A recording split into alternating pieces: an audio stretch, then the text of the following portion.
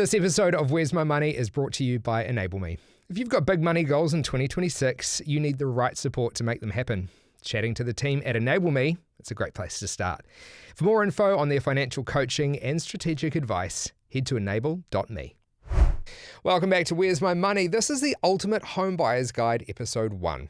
Whether it's your first house, your second house, your third house, your first again house because your marriage crumbled, or your step into the world of property investment, there is so much you need to know, understand, and often relearn. Buying a house is pretty commonly not an easy or straightforward process. So I want to help, and I hope the next few episodes can be super valuable when it comes to doing just that, buying a house. Where's My Money Toolkit? The Ultimate Home Buyer's Guide, Part 1. You might recognise the name Paul Glover. He's an actor, but more recognisably, he's one of the faces of TV show Location. Paul made the pivot into real estate just 4 years ago, but he's already made a name for himself through his human-first approach to selling houses. And he's joining me to break down what we need to know to buy a house. I love what you've done with the places. Thank you so much. Paul Glover, welcome to the Where's My Money studio. Obviously, a lot of it's here. Yes. Yeah, it's all been piled into here, and obviously the purchase of my house, which has left me with a vast amount of debt, hence the reason for the podcast, and hence me getting you on to talk about everything we can know when it comes to buying a house. It is quite an overwhelming process. So It is, yeah. I guess before you even hit the first open home, what's the one thing you should kind of have ready to go that a lot of people don't seem to? Is it relearning the lingo again? Should you take a glossary with you to get it printed for an open home? I think, there's some people that we see who will check in and they do have a clipboard with them, and they're really mad on research and getting that detail, and I think that really helps. Yeah. Knowing the suburb where you're buying, Yeah. knowing what similar houses are selling for. Most homes, especially in the market that we're in currently, where we've been into a pretty heavy dip, Yeah. and we've climbed out of it, so to speak, into a space where there's a bit more stability, you start to see more people at open homes, more people competing for property again, no price campaigns like deadline sales. Auctions are very, very popular again. Like a majority of homes are probably going to auction first now. Yeah, right. Whereas that's in a tough market, people are going, auctions don't work, and they yank the chain on it. And they say, we're not doing that. Because we saw that, right? Auction rooms were empty for a couple of years. That's why I didn't become an auctioneer. Problematic. I'm going to become an auctioneer. No, you're not. There's no auctions to call. Put the gavel down, buddy. Yeah. Put the gavel down. I guess, probably really important to do your research, know what's out there, and fundamentally talk to a broker, talk to the bank, find out how much money you've got. Because if you could be shopping 200 or 300K above your what you're looking for, can you afford a 3-bedroom home in the suburb that you're looking for? Because most people want freehold. They want a 3-bedroom home, 2 bathrooms. You're getting on the ladder.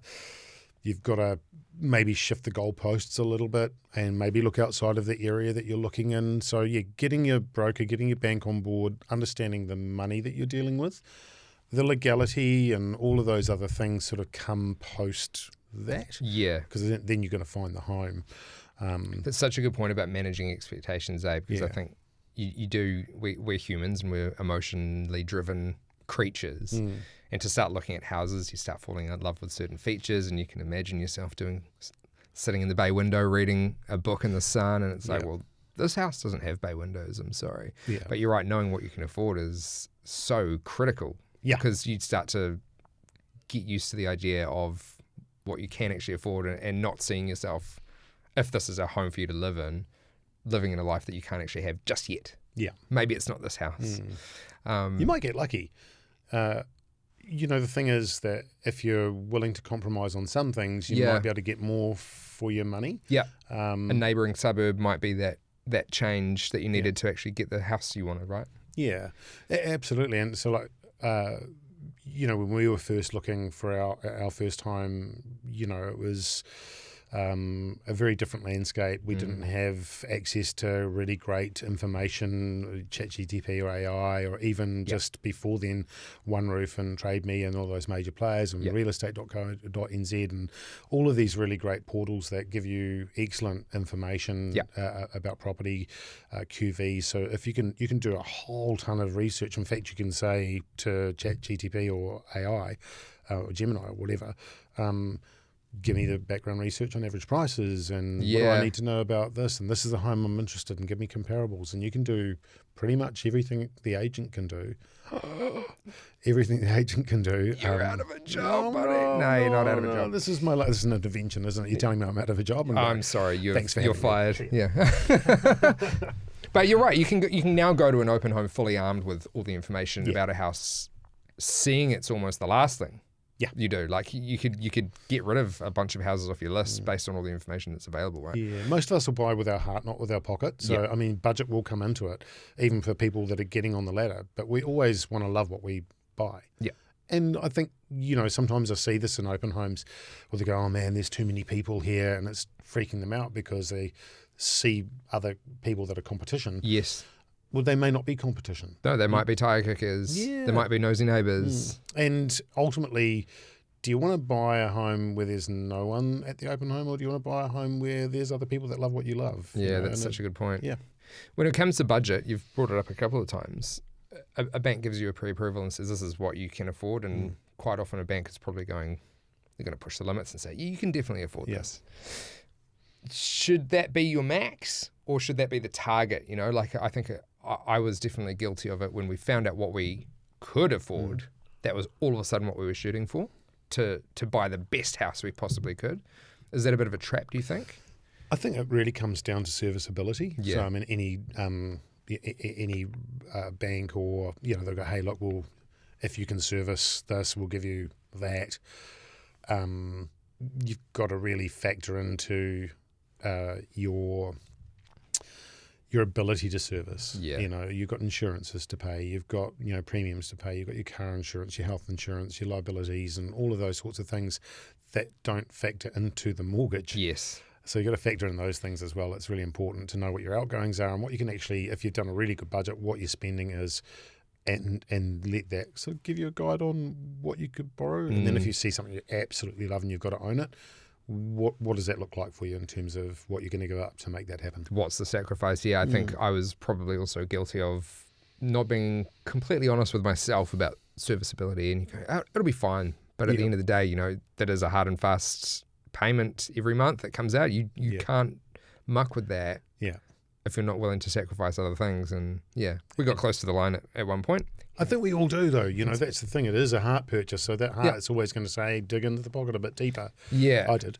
Yeah, I think as well. Yeah, but should you try and pull your heart out of it? I guess it depends, right? Like if this is an investment property, you don't want to be buying with your heart. You want to be buying strictly based on numbers and profitability and yada, yada, yada. Developers and investors are notoriously good at, and I do still see emotional purchases come into it, because they're going, oh, actually, if I can get that, then I can do this. If I get it, I'll pay a little bit more. Even investors do it. That's interesting. They might have a hard number, and then they'll go a little bit above that hard number because they know that it's calculated. Yeah. But we all do it as purchasers as well. Like as a home buyer, when I went out and buying my first home like a gazillion years ago before computers, there were computers. But there was that thing of just the uncertainty, the excitement, wanting to buy. We had reasonable budget. Looking at the homes. Yeah. And it's an emotional journey. So you've got to have your your happy money. Yes. Your ouch, that hurt a bit. And then if you're buying with the better half might love it a bit more than you. So there's the better half's money as well. So you know what the 3 stages to your money is. So you can be really sort of clear about that particular property and what you're willing to spend on it. You're obviously working in one area. When it comes to, let's start with Auckland, because most of New Zealand lives in the city. What are some suburbs you think people are kind of sleeping on, and as a kind of a trick to apply to the rest of the country, what could you look at where you go, I want to live here, but actually if you go shoulder zone over here, this is gonna explode soon, or this is bang for buck? Are there any good examples of that right now that are people have started to realise, shit, that's actually a really good place to look at buying? Yeah, look, I think, the further you stretch out toward out of the region, the further your money's going to go. We do see a lot of people that we're helping that have maybe bought their first time in Auckland City and then going, actually, you know what, having a family now, need to be closer to free babysitters. Yeah. We're now moving out of Auckland. We might be going to sort of further regional, out Pokeno. Out sort of even eastern, Western Bay of Plenty or somewhere out toward there or out toward Warkworth. Yeah. Where your money might just go a bit further and there's a commute. I've even got friends that have gone Orewa, and they're up around that sort of Hibiscus coast because the money goes a bit further. Yeah. And they sacrifice a bit of travel time. Yeah. So absolutely, we see people migrating to those areas for lifestyle, but also because of affordability.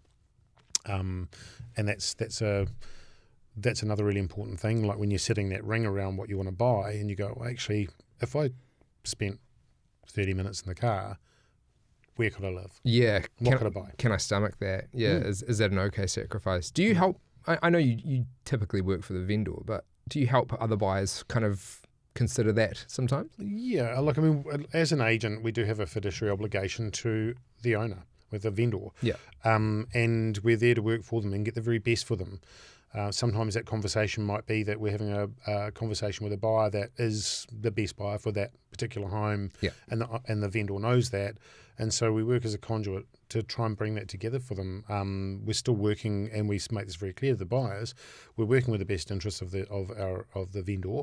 But if we can get something together for you, then we will. If there's flexibility there, if there isn't, then there isn't. It's pretty straightforward. And one thing I'd say, to people looking to get on the ladder and to buying their first home, there's no such thing as a silly question. They're massive. Even we say this to our vendors as well. There's no such thing as a silly question. These are big decisions. It's lots of money. Yeah. Generally, our biggest purchases are made buying our first home, second home, rehome, aspirational shift. They're big decisions, and the numbers that go with them are big as well. Yeah. So there's no such thing as a silly question. I try and apply that same principle to the way that I work now as a realtor that I did when I was buying homes, and what I enjoyed about great realtors and how I got treated, and what I didn't enjoy about not maybe being treated poorly because I was asking too many questions because it was my first purchase and I was terrified. Totally, yeah. And I can say from experience going into lots of open homes, you can tell a really good engaged agent from the one who's kind of a bit more transactional, and it's cool that the human connection is still there because it's a relationships gig no matter which side of the coin you're on. Absolutely. If you treat somebody coming to your open home as a buyer, they could be an owner interviewing you because they've got a home they're thinking about going to market, or they're looking at them. Good point. Or they might be a long-term investor and interviewing you to know that you could be a good person to work with in the future. They could be like a trader looking to buy, buying and selling do-ups, looking at what finished product is. They could be looking to poach you for a competing brand. Yeah. I get it all the time. Come on over to Barfoot's or Ray White or whichever one it is. Yeah, I'm already with Ray White, but they try and get me all the time. And I say, I'm already here, guys. What are you doing? Stop trying to poach me. Nobody's ever tried that. So from that perspective, just treating people with the same amount of, I guess, respect that I wanted, but also with the respect that I got, and just trying to keep those principles alive in the way that I work, and hopefully I have the rose-tinted glasses on. I hope that everyone's been treated that way. Not everyone is the same, and I guess it's a chemistry thing, just like you fall in love with a home. Don't fall in love with your realtor. Try not to. Don't fall in love with your realtor. Conflict of interest. Yeah. But find a realtor that you have chemistry with, that you feel like you can trust, and ultimately, I think a decent realtor will be looking after buyers as best they can, because that's tomorrow's vendor. Yeah. So if you're doing an excellent job for them and the owner feels like they're getting a great result, and the buyer feels like they've been really looked after, happy days. Chances are they'll come back to you in the future and say, hey, look, even though you might be in a Zimmer frame, and they go, hey, look, I'd love your help because you looked after me all those years ago. Yeah, nice. Yeah. You've figured out your map of your suitable suburbs. You've got your key one, but maybe some shoulder suburbs. You've gone on Trade Me or One Roof or propertyrealestate.co.nz/house. You've got your list of all the ones you want to go to. You've got your hit list for your open homes on the Saturday. You've got your coffee. You're ready to go. What should people be really looking for when they're going into an open home? Not just, wow, that's a nice kitchen, because it's easy to be distracted by the nice stuff. What should we really be looking for in an open home? I'm fully a magpie. So I'm like, I'll look through, oh, it's shiny. I love that. 100%. Induction cooktop. Yeah. Wow. Or not with induction, as I found out. But the pot was hot. Yeah. Look, you've got look, I see it all the time, people coming through and the kind of white-knuckled, ripping through open homes, speed dating. They'll get through 20 homes in a weekend, maybe more. Yeah. And I don't know how feasibly they can do that, but they do. And it's really hard. By the time we're calling them back on Monday, it's like, who are you? Yeah. What house? There might have been 3 on the same street that they've looked at. Yeah. But they'll find something that they really love. You can find the home that you love first. The way that we work, we try and provide as much information as possible. Yeah. Sometimes you've got to wade through stuff. There's limited information available. And in that case, then you really want to take your advice from your lawyer. Yeah. And, make sure you've got paperwork like LIM, council files, title, especially with, cross lease or, unit titles and things like that. Really important. Understanding what that might mean if you're buying a home that has a body corp or a society fee, and what their AGM meetings and forward planning is in terms of costs, associated costs moving into the future. Just because it's got a body corp, it doesn't mean it's a bad thing. It means that potentially most of your insurances are covered on the home and everything. And then you might be isolating just your contents, for example. So, what people are looking for when they come through, they're looking for a home to fall in love with. And then it's like work from there. See what the agent's providing you with. Are they providing you with the LIM and council files and the title and all that information? Is there a building inspection available? Not that you'd accept one from an agent potentially. If it's a third-party building inspection that's been done that's no relation to the owner, then you might go, okay, well, I could accept that, but you accept liability with that. So it's always important to know what you're reading through, but it's great as a touch point because you can go, I can see the home. And then if that gives you confidence to take your own builder through, then that's a win. So I guess it's about making sure you've got all the available information on the property. First questions you'd ask would be, and this is what we get asked, so I guess these would be the first questions. Any flood damage? Is there any insurance claims or anything against the home? That's more and more common. It is, or more and more important, I think, at the moment. This in some places around New Zealand, after anniversary floods, and so, those sorts of questions. They'll be looking on LIM to want to know where floodplains are. Yeah. Any disclosures with the home? Has there been any damage or is there anything unconsented? Those sorts of things. So hopefully your realtor's in touch with the product that they're selling and they can give you that information. Yeah. Can you be liable if you know something that you don't tell them or you haven't done the research and turns out there was damage that you didn't know about? Are you liable as an agent for that? Or so there's a bit of a grey area there. Yes, if you know something that you should pass over as information that would be material to someone's purchase, then you should be telling that person. And that's in our contract when we sign that when the owner will ask a whole lot of questions, and part of our fiduciary obligations to them is to obviously work with their best interest. But if there is something that comes up that we need to disclose as a part of our code of conduct, we have to disclose it, but we seek permission first. And if you as a vendor say, no, Paul, you can't tell anyone about that, and we rip up the contract and say, so sorry, we can't work for you anymore. Yeah. It's as simple as that. Yeah. Have there been any dodgy owners who haven't disclosed stuff to you?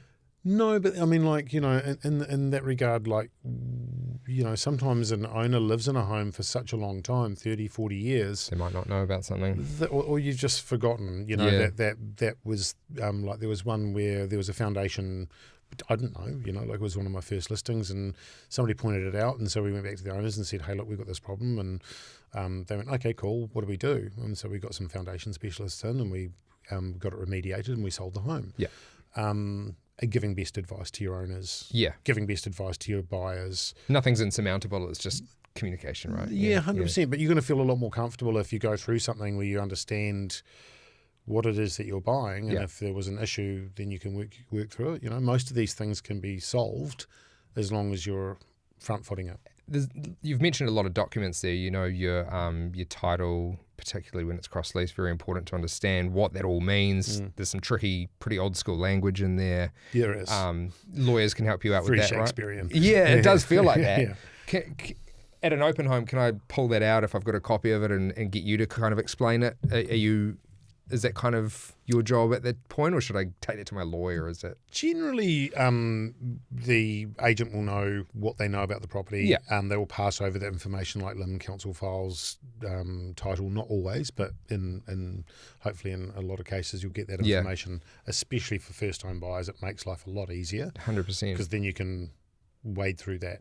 Because all of this is a steep learning curve, but then you're looking at that document, which can be quite simple or can be pretty challenging when you start to go, this says I have to keep the house a certain colour because of an agreement that was made 60 years ago. Like, it's bizarre. Yeah, and then you might find in the documentation there's something else that says, actually, that's been superseded. Yeah. So, we had that with another one of the first times that I was selling when I first got into real estate where, it looked like there was unconsented work, but in actual fact it had been superseded by council. But that document was there, and we got that of confirmation from council because we had to go through lots of phone calls and all that sort of stuff, and it was very hard for me because I was learning a really steep learning curve. But we managed to find the document and get confirmation from council that it had been superseded. Cool. And needed that confirmation from council in order for the auction to proceed. Wow. Yeah. Okay. So everything was kind of on the line for that. Yeah. And so whilst it was superseded in the documentation, somebody had pulled it up, and then we had to get confirmation from council. And that's what made it challenging. Yeah. So it was lawyers and council, and timelines they work at their own pace. So they certainly do. Yeah. And on council, limb reports are pretty interesting documents as well. Quite often they're like 40 pages long and can be pretty overwhelming. Is that something you can take me through as a potential buyer at an open home? Sort of, what does this mean? Or again, should I go get some advice from someone else? So just to loop into that last question as well, yes, you can ask your realtor. If they don't understand or know something, and because we do our best to know as much as we can about a property, but we may not know everything. Yeah. So in actual fact, if sometimes we might find something out during the campaign, but more often than not, we've done our homework and should know that at the door. And, people might come up, like the other day, somebody came up and said, there's been a slip on this property, but there hadn't been. They just were told by somebody because it was on the limb as a potential slip zone or something. Yeah, there was no slip. So, those sorts of things. And so you've got to be able to sort of speak to that. So know the property that you're selling as an agent, then you can pass over with confidence. But you can absolutely ask the agent more often than not, just flick them an email and then they can, come back with some answers. Yeah. We've got to be very careful about what we answer on behalf of the owner as well. Yeah, right. It's better that it comes from the owner than from us, because then we could be, you don't want to, as an agent, misrepresent something. Correct. Yeah, I get that. Yeah. And I guess, the more you look at a limb, like the more open homes you get to, the more limbs you see, you'll start to understand most of what they mean. And the big thing, like you said, to look out for floodplains, stormwater, if that goes into your property. Are there any other sort of things to really look out for, like key things in a limb that might be red flags? Yeah, look, I mean, I think we've got extra pages of documentation now in terms of the new limbs. There's new limbs. Well, the new limbs that are newish, that cover sort of liquefaction and floodplains and all that sort of stuff. So at front, I think it's about 7-8 pages at the front end of the limb. And then that's spoken to later on in the limb as well. So generally you'd look through the, I think it's page 7. Get that right. No, I'm going to quote you on that. Yeah. In the first 10 pages of your limb, you'll find it's changed now, but reference to works that have been done on the property and what's got consent and what hasn't got consent. You can see it pretty clearly. Yeah. And then if there's been renovations, for example, and all of a sudden on the floor plan, in your documentation, you've got a 3-bedroom, 1-bathroom home, but now there's an extra bathroom and there's no mention of it in the council files, then you've probably got some questions, because you would need to navigate that. And that's important because it affects your insurances. So, you want to be able to get the lending to be able to get the home. And if you've got an unconsented bathroom, then there's exclusions, and that might affect your lending or ability to borrow, especially for first-time buyers. Totally. Yeah. So this all comes back to no question is a dumb question. There is in an open home, or once a potential buyer's got your number, they can call you and ask you this stuff, right? Yeah, absolutely, yeah. And we find with the work that we do that we're not just helping our owners, our vendors. with their homes, but sometimes people will be reaching out to us and they'll say, hey, look, didn't buy that one, really loved it, but we found this other one. Can you give us some advice around this, or can you help with some, what do we do? And we then again say, background research, all that sort of stuff. Generally, your lawyer is, once you've got to a point where you're looking to make an offer on something or proceed to auction, you really want to make sure that you've had your building inspection done, you know that there's no exclusions on your lending, and that your legals looked over the paperwork, because it's a cash and unconditional sale and you're deemed to have done all your homework beforehand. Yeah. So you're turning up at auction expected to have done all of that. Yeah, so you're kind of wearing liability at that point. Yeah, absolutely. Yeah. So fall of the hammer, congratulations, do your homework. Yeah, for sure. What does your ideal retirement look like? Picture it, and Enable Me can help you achieve it. From financial coaching to strategic advice, they've got you covered. Pay down debt, grow your wealth, and retire well. Head to enable.me to get started. If money's tight, you start going through, particularly in an auction world, where you might lose a few auctions back to back, and you kind of get an idea of what a good house is. Maybe you start to skip a building report here and there. Like, it can become a costly thing if you're not actually getting the house at the end of the day, and you've done 6 in a row. You've paid for 6 building inspections. You've paid for 6 limbs if they weren't sitting on the bench at these open homes. There's some you can start to skip, or is it kind of like you've got to have a bit of money ready to burn to buy some house, right? You've got to be ready to torch some money. Yeah. Have a little bonfire of your dollars. Or make a friend with the builder. Make friends with the builder. Yeah, exactly. Yeah. Hey, look, if you've got people that can get through and help you your due diligence, then that's a really good idea. As you get on with your buying, you might buy your second home. You go, actually, I know a builder. I'll get them through. Yeah. Because I know they can look at the home. If I'm buying a do up and I know that I've got some work to do, what do I need to do, and can I handle that? And what's the ballpark sort of thing? So you can start doing that. But with your first home, you probably want to make sure you've got yourself a decent building inspector, your limb council files, all that sort of stuff. Your broker, and understand. All of that in terms of trimming costs. I don't know that you can, but it is a lot more, like, we're really aware of that. Like when I was buying my first home, the advice I was given by a good friend who was a mortgage broker, said, hey, look, you look at 100, you put offers on 10, you'll buy one. Yeah. That 10, that was a long time ago, almost 30 years.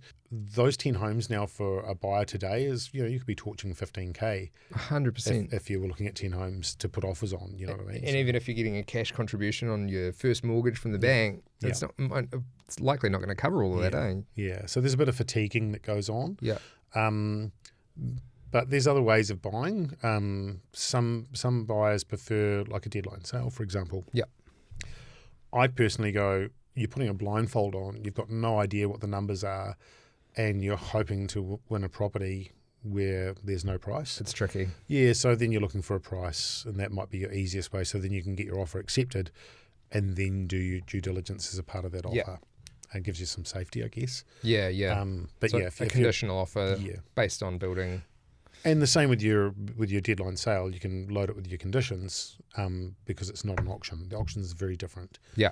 So for a first-home buyer, or let's say for dummies, you can't go into an auction and expect to buy something with a condition, right? Once the hammer's down, it's yours. Yeah. You can't. Pretty tricky to back out of it. Yeah. So what you could do is then say, hey, look, I'd like to present an offer that is conditional, and this is the number that I've put on that, and this is my interest. So you can still present an offer, but you just can't be in the auction room to win it unconditionally. If you've got a condition, you're not unconditional. You're not at the auction. Yeah. In the same capacity. Yeah, sure. Yeah. Okay. But, there's always a room for conversation, especially if there's no bidder, for example, or one bidder, and they fall short, and you've got you feel like you're contentious, so you could make an offer and potentially you could be, Oh, so that can still happen? In certain circumstances? Yeah, if the owner doesn't sell and you're there, you could have that conversation. Yeah. But obviously a heated auction, you're not going to say yes, and then afterwards... Actually, it's just I just need to get a builder through. Oh no, yeah, and you are expected to pay 10% on the day, right? Yeah. So if you've got any variations on your sale with an auction, you need to front foot that as well. So factor in if you're renting and how long it takes for you to get out of the rental and all of those sorts of things, because when you're purchasing, you'll have a settlement date, and if those dates don't line up, then you're paying rent and you're owning a home. So you want to make sure you avoid that. And that's another part I hadn't even considered is the whole the period of settlement and what that actually means. Can you explain that in layman's terms? Yeah, it generally means that once you've made your offer and you've worked through your conditions, then your offer is deemed to be unconditional upon your instruction to your lawyer. And then you'll have a timeline for settlement, and that could be 21 days, it could be 2 weeks, it might be 3 months. If somebody has a home to buy after they've sold, generally that vendor will have a bit of space. They may shift that, but generally it's money that will make them move faster. Yeah, totally. So you get your dates to line up. If you're on a 6-month fixed tenancy, figure out what your exit costs are going to be. Figure out how flexible your landlord is, so you can get your dates lined up. So you're not again paying more money than you should be. I'm remembering this now, and it was a cause of a bit of tension last time because we sold our house with nothing to go to, and we had a settlement that was the clock was ticking. I remember the clock ticking. We got there in the end, but we've helped people where they've sold, and then the next day they're at auction and they've bought. But it doesn't always work that way. No. So as a seller, I know that obviously we're giving advice to buyers, but as a seller also that's something to consider. How much time do you need to be able to make your next steps? And if somebody's coming to you with something that is a shorter timeline, feasibly, what's your plan B? What should buyers be thinking in an auction or as they make an offer, because once again, emotions can take over. Have you seen that go wrong? What should people keep in mind? I've seen people miss out on properties that they really, really want at auction and they would have paid more money for in hindsight. And that's where that 3 tiers to your money really comes into it. Knowing what your threshold is, but also knowing where you're spaced within that and what you can afford, what you'd be happy with, what would make you grumpy, and of course, making somebody else happy in your life, which is really important. So, those things really factor it in, Marital harmony. Yes. Yeah, looking at that in terms of when you're in, like, for example, if you were a deadline sale, know where you're prepared to go to, let the agent know that you've still got some flexibility on your offer, or if it's a hard line in the sand, so you know that if they're coming back to you and saying, no, you did your best for that particular property. But if you've got a bit of wiggle, then they might come back to you and say, actually spoken with the owners and, we may be able to get something together here. What sort of wiggle room do you have? Yeah. If it's an auction, then, all holds barred, or was it? No holds barred. Yeah. So just you're going at it. And the best advice we can give anyone going into an auction is confidence. If you're going in there and you're not sure about your numbers and you're stopping to chat and you're putting an extra 1,000 on and you're taking time and somebody's bidding, generally the confident bidder will bid fast. Yeah. They're sure of their numbers. This is the advice we give people because the people in the room don't know how much money you've got. That's right. Nobody knows. So if you're bidding with confidence, we've seen people get shaken. They've got more money, but then just go, this person's not stopping. Yeah. But it is an emotional game. That's the kind of, again, the idea of an auction, and it can be terrifying. Yeah. We have not had success at an auction. And I remember leaving the last one before we actually got on the car to go and look at the house we ended up buying through a private sale, which was a godsend. But it's terrifying if you don't, even if you do know your numbers and you've got everything in check, you go in there against someone who's just done it more often, and it can scare the shit out of you. Yeah, it can. And look, but there's certain things that you may or may not be able to find out. If the auction's coming forward and you've done all your DD, you're better off registering and being there because you don't know what that pre-auction offer is. Don't try and find out because the agent's never going to tell you. Yeah, they can't legally, so there's certain things that everyone asks but actually just don't because there's an agent might tell you, but that's going to cost them. 99.999% of agents will just say, I can't give you that information, can't talk to you about price range. But we'd love to see you on Thursday at the auction. Yeah, you come. And the reality is it's actually really, really easy. Real estate can be made difficult by people that complicate it, but in actual fact, with an auction, just like in a deadline sale, don't know what your budget is, don't know what that person's budget is. At the level that you're interested, there's a conversation for ownership, but we might see it soar away, who knows? And then we generally don't know how many bidders we've got until 48 hours before an auction. So, if you've got 10 people in the auction room, they've usually just registered in the last minute. There might be one or two that have done their homework and, presented that sort of those registrations early. But don't be put off by a big room full of people. People, you just don't know how much money somebody's got. So if you've got the ability to be in the ring, be there. And if you had like 3 phases to your money, but you knew that there was a bit more, for $1,000, I've seen people walk and just gone actually afterwards after the hammer's down. What's $1,000? Would have paid the extra grand. Yeah, totally.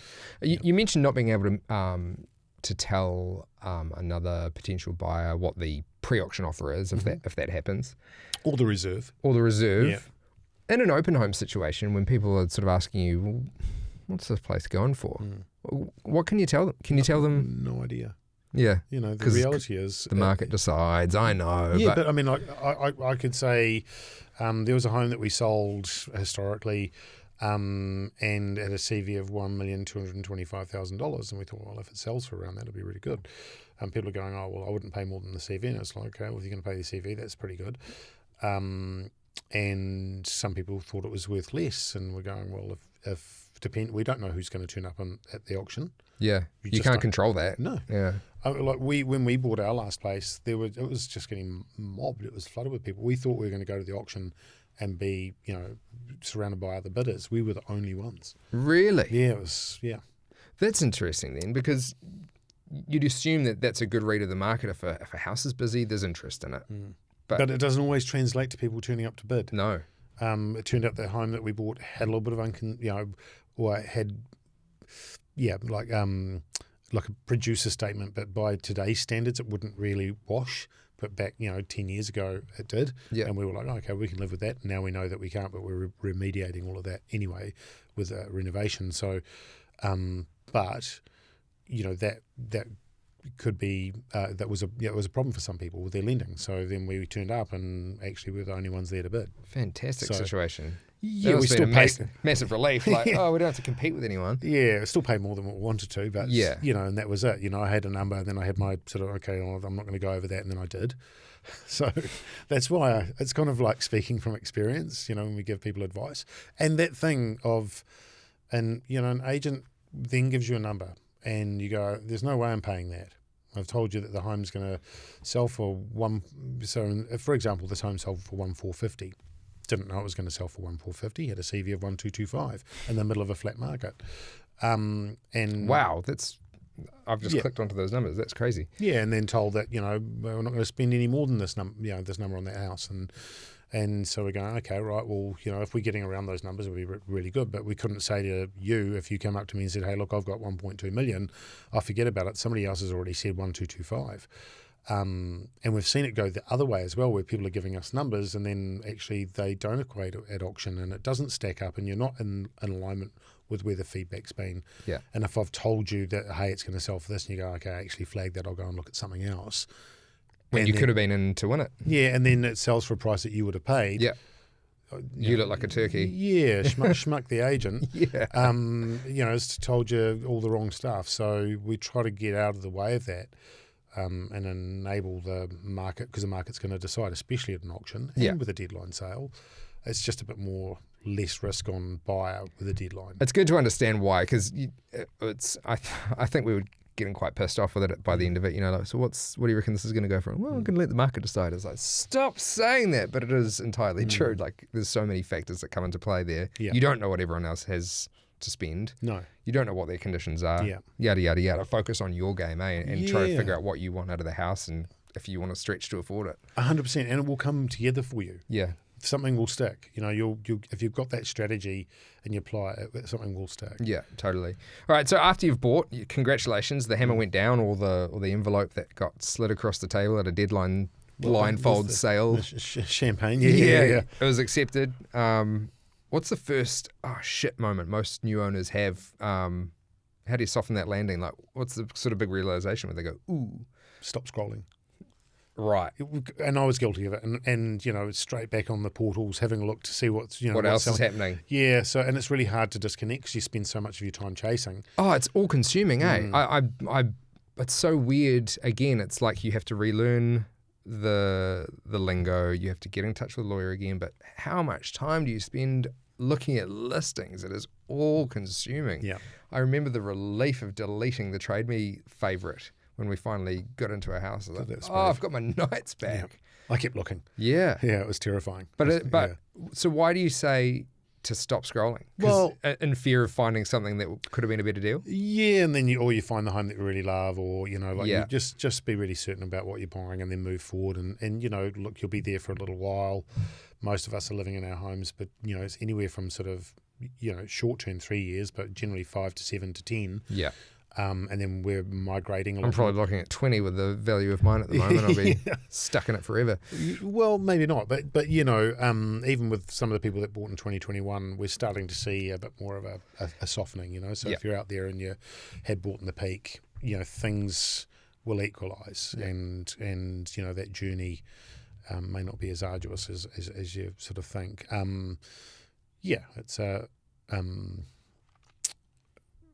think. Stop scrolling, and if you can, and then be really happy with your purchase, and start focusing on what you're going to do in that home that's going to make it really special for you. And that would be the advice I probably would have given myself when I bought our last property. Stop looking. Yeah. You've done it. The game's over for now. Yeah. Relax. Yeah. Oh no, there's this other amazing house. No, stop. The battle has been won. The war is over. Yeah. And there's post service as well. So, you've won the property, you've won the deadline. Congratulations, or the negotiation, or whatever the multi-offer was. And then you've made it to the lawyer's done all their work, and then it's really just a functional or a transactional part of the business for us now. We nurture you up to that point where you're doing your pre-settlement inspection, stay in contact, and then once you've ticked off all the boxes. So really important when you're looking through your documentation, be really clear about what's on the chattels list. Know what you're buying and what comes with the home, what doesn't come with the home. What you might be negotiating with the home, and make sure all those things are really clear. So when you go to that pre-settlement, you're checking off your chattels. Generally, if you're bought at an auction, it's the wrong time to be checking the windows. Yeah, totally. Yeah. Unless the window's broken. Yeah. And it wasn't broken the last time you saw it. Yeah, it wasn't broken the last time you saw it. Then that's a different story. But if your hinge is still, if you've done your building inspection. Does the dishwasher work? Are the lights all working? Is the oven missing? Yeah, is the oven missing? Is the carpet still? Is the house still there? Yeah. Well, that's interesting, because carpet and curtains are often, they're listed as chattels, right? Have you been in a situation where someone's rolled out the carpet and fucked off? No. I'm taking the house with me. I wasn't selling the carpet. Yeah, you didn't pay enough money. Sucker. No. Because I'm always, I see chattels on the list, and I'm like, of course these things are going to be there, but... Yeah. There must be instances where someone's, taking the piss and the range hood's gone, or, Haven't really encountered that, to be fair. It's good. I've encountered some things where things have got a bit curly towards settlement, and that's been a bit more challenging. But, making sure that you're in contact with your agent, in contact with your lawyer on that settlement day. So if anything has been, untoward, that you're straight on the phone to your lawyer or whatever. But it's very, very rare for anything negative to happen before settlement. But be aware of your chattels. Make sure they're working or in the same working order as what they're listed on your chattel list. So that would be really good advice. So you know that when you're moving in, if the sockets aren't all working, that that is something that should be working unless it's marked as is. Yeah. You've got to really get in there and test everything and make sure stuff's there. And that's your opportunity to measure stuff too. If you want to buy new furniture and stuff, take your tape measure with you, right? And really important for owners as well. So for vendors, we sold a home and they had a gas hob on their stove. They lit the gas hob with one of those stick lighters. And so when we said, look, is there anything that needs repair or anything like that? No, everything works. And it did work, but you couldn't ignite it with the handle. So then they were up to replace that because it actually wasn't in working order. Sure. Okay. Or considered to be in working order. Yeah. And we want to avoid all of that. So we run through that in great detail with people to make sure that everything is, because it's easy to market as is. Yeah. But once somebody's bought the property, you can't go, actually, by the way, that's not really working. We had that with our last sale. I think the HRV fan shit itself, and they came up to us a month later and they're like, "Hey, that's broken." And I was like, "But it was working when you got it." So unfortunately, you've now got a house with something that's broken and you need to fix it. Yeah, good question actually to ask people is, if there is an HRV or a smart ventilation type system with the home, or air conditioning, when was its last serviced? When does it need a filter replacement? It's like buying a car. When's the next service expected? Like, is this going to need new oil in the next 6 months? And that's probably a really good analogy. Is if you're buying a car, you're generally doing an AA test and all that sort of stuff. Why wouldn't you do that with your biggest asset? Totally. You do your homework. Yeah, absolutely. Yeah. Is there anything else you wanted to add to the convo in terms of just general awareness when it comes to buying that you can chuck in on top? Look, I think don't lose hope. Be confident in what you're doing. Know that if you can have the right language with the realtor that you're dealing with, if it's a deadline sale or no price campaign, that if you've got some wiggle room, let them know. But they'll be pushing to get the very best out of you in that moment. But if you go, hold on a second, I feel like this is our best, but we might have a little bit more. Let them know that there's room for further conversation. Yeah. So they come back to you instead of just calling and say sorry you didn't get it. Yeah, there's no point keeping your cards too close to your chest as a buyer, right? Because you really want the house, like, we're the evil vampires, and nobody wants to tell us how much blood they've really got because we'll just drink it all. So we're actually there to help, and I can't physically make you spend much more than what you want to spend within the threshold of what you want to spend.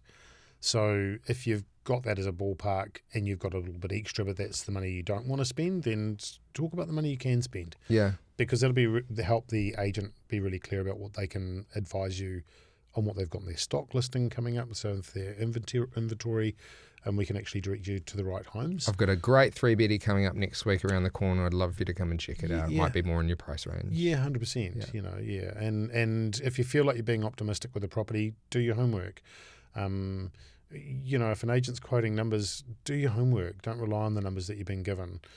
I generally don't quote numbers. We don't quote numbers in the team because, if I told you it was going to sell for 1,450 and it didn't sell for 1,450 and you would have paid 1,450 for it, then, potentially you've gone off and bought something else or gone somewhere else, and then it sells for something that you would have, a number that you would have paid $1 million. Yeah. You're disappointed. You look like a turkey. Again, it's that. Yeah. But if there is a human price, relationships here. Yeah. Generally, if you're not buying at auction and it's a deadline sale or price by neg or tender or something like that, you're likely to be in the mix with other people. Yeah. And if the property has gone past their deadline sale or their no price campaign, there's likely to be a price on it. And if it's a sharp price, you're going to be in competition with other people. So be prepared for that. Do your homework before you fall in love. Get your money sorted first and ask better questions than everyone else at the open home, because no question is dumb, according to Paul.